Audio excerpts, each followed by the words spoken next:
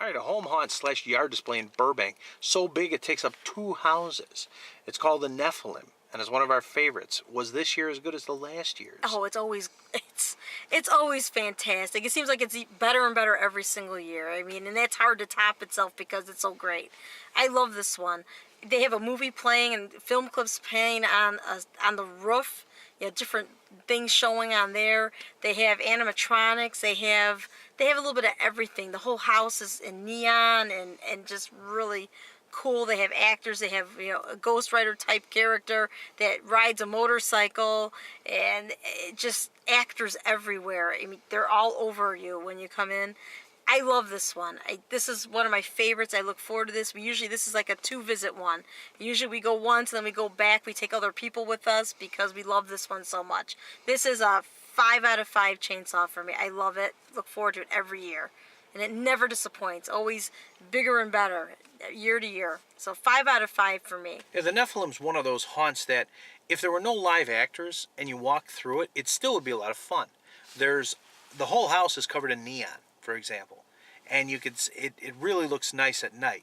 And a lot of the displays are covered in neon too, which you don't often see in yard displays. There's a little bit of a walkthrough with a lot of animated props. There's spitters, there's things that pop out at you from boxes or from graves. There's even this year a coffin that rises up and opens up in front of you. And that's just the one yard. Then you cross to the next yard that has all sorts of demonic little babies and other creatures. There's a bed that moves with a torso on it. There's another pop out. There's a guy that spits at you. There's all sorts of stuff to see. So even if there wasn't a live actor, this would be an outstanding haunt. But there are live actors. And the live actors really, really make this haunt because there are so many of them. They're all dedicated to what they do. From the little kids, and there are a bunch of little kids, to like sort of grade school age kids, to high school kids, to the parents, to the older people. Okay, they're all in this haunt. So you've got tiny little creatures that come up and scare you, medium-sized ones, then you get the big ones too, okay? So they're all over the place. Everywhere you go, they swarm around you, and they each have their own characters, and they stay in character all the time. Got to give special mention this time to the guy wearing the burlap sack over his head with the giant knives. He just walks around sharpening the knives and doesn't care, you know, he's just wandering around. Great. It's that kind of characterization that's wonderful, okay? And they're masters at sneaking up on you. That's another thing. They manage to always come up behind you, or they stand like a statue and you walk past them and you don't even notice, and now all of a sudden they're behind you. Case in point is this little jester guy.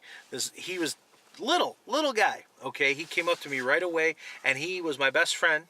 My creepy little best friend the whole time I was walking through there. He was great. He was behind me all the time. He'd sneak up behind me and I'd turn around, and then he'd kind of challenge me when I turned around. And then he'd keep following me no matter where I went. He was right there. And he would wave at me in sort of this creepy slow motion fashion. He was just cool.